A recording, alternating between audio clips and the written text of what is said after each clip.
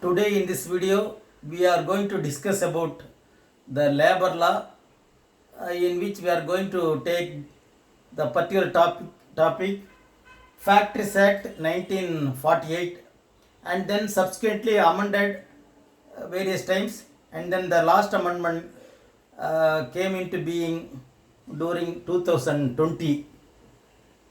That we are going to see up to certifying surgeons. The next thing we will see in the next video, the Factories Act, which specifically says about health, safety and welfare, that we will see in the second video. In this video we are going to see what is Factories Act and various definitions in that, and then what is manufacturing process, workers, these definitions we are going to see, and then what are the authorities who issue license and what are the authorities who are going to inspect the factories. Those things we are going to take up in this video. First, we know pretty well that this Factories Act has come into existence or brought into existence to seek the welfare of the workers, particularly, that is how far they have to be protected from various hazard of the factory.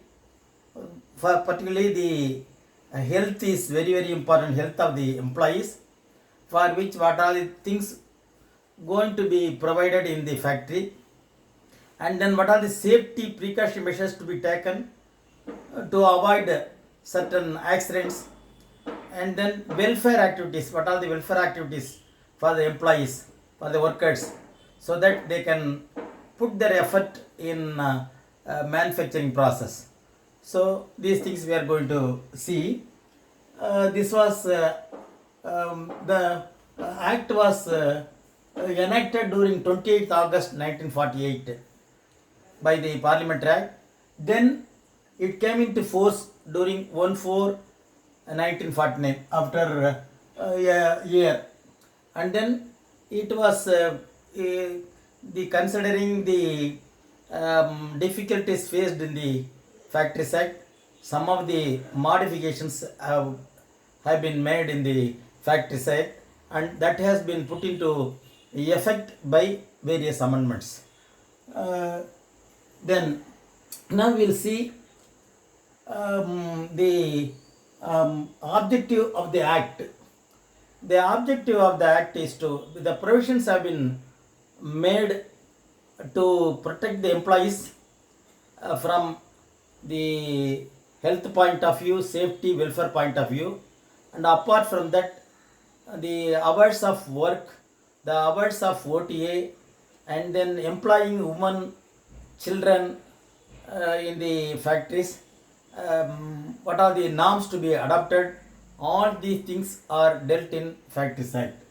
So that is the objective of the act, and then the extent of the act or scope of the act, it is applicable to all over India.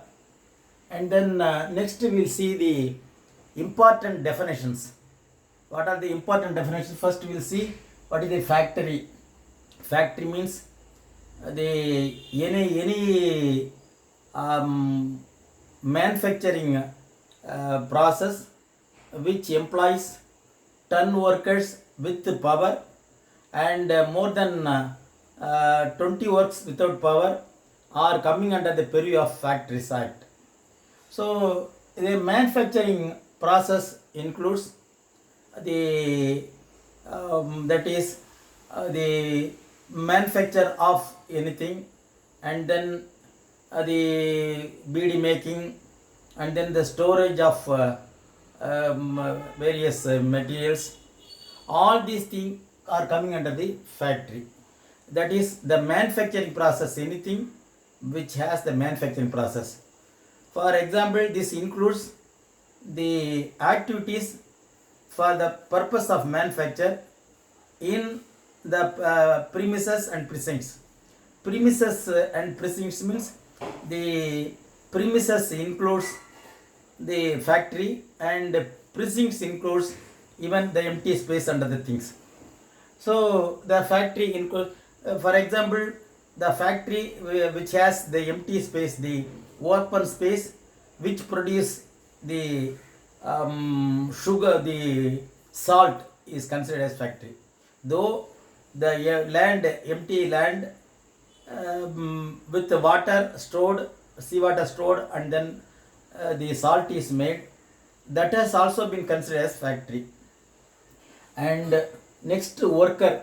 Worker means any person who is employed in a factory or in the manufacturing process is known as worker. Whether he is employed by the agent or employed by the employer, that is the owner of the factory, or even without or employed or engaged in manufacturing activity even without payment, or the employees who are employed in the factory by the contract, all are coming under the provisions of this Factory Act. So worker is considered as the person who are all employed in the manufacturing process. And next thing, definition of occupier. Who is the occupier of the factory? The factory occupier is the one who is controlling the factory, or the entire control is in the hands of whom.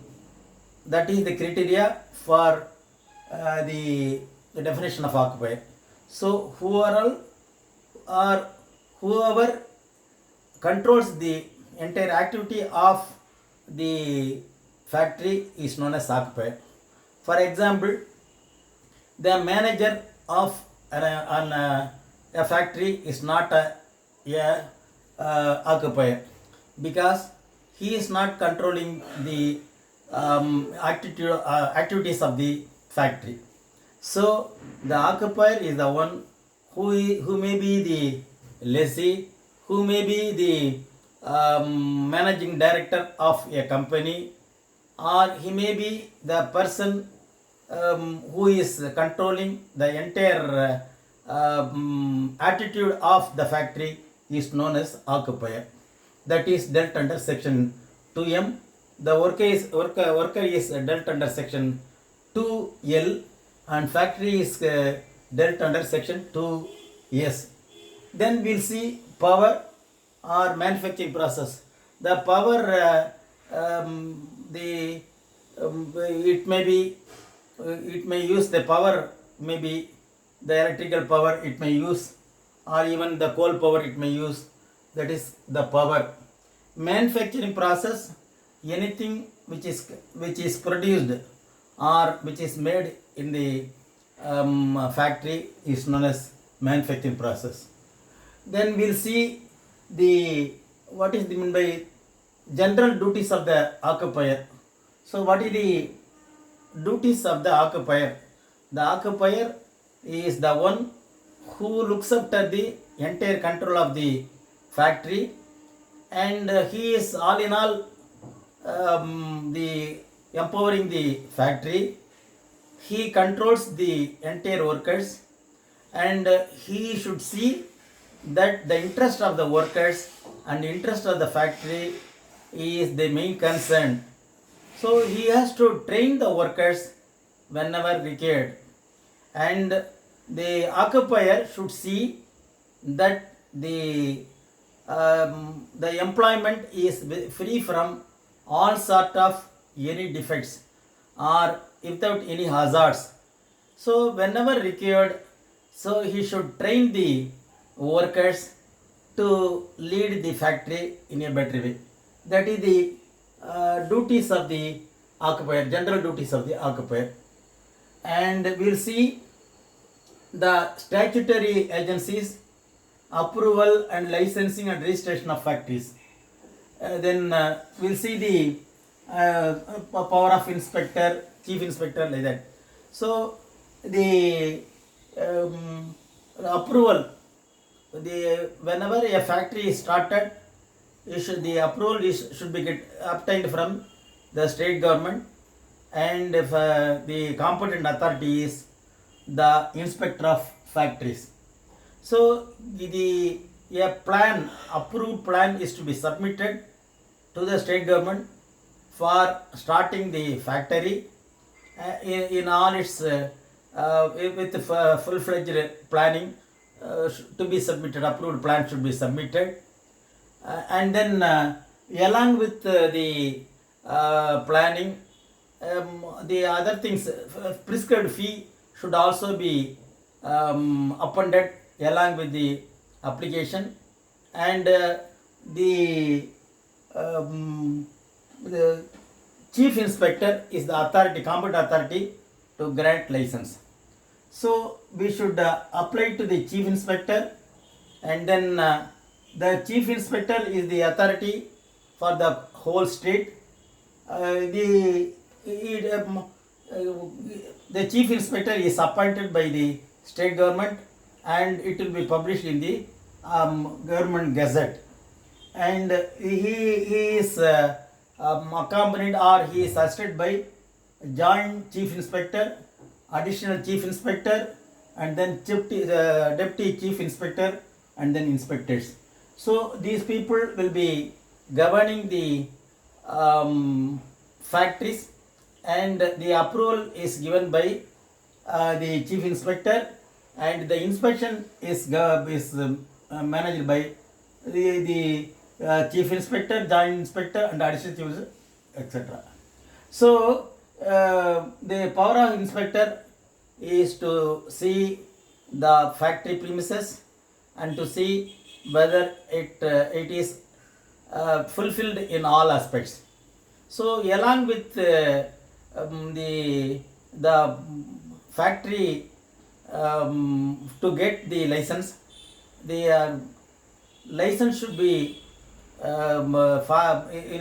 should be obtained in a format, and along with the format they have to give all the details regarding the factory, such as the place of factory, and to whom the address should be made, and the address of the factory, and what are the manufacturing process going to be taken up, and what are the, whether it contains, whether it produces any hazardous materials, or what are the nature of the product for the next 12 months, at least for the next 12 months. These things are also to be appended along with the license application for obtaining the license by the competent authority, that is inspector of factories. So this is the power of inspector, and the jurisdiction of the inspector is throughout the state, and then the certifying surgeons, so usually in a factory, to look after the health condition of the factory, the certifying surgeons will be there under section 10 of Factories Act. So they will see whether the factory is free from all hazards, and whether if at all, if any accident happens, he should certify the nature of the accident and how it occurred and other things to be certified by the certifying surgeon. This is dealt under section 10.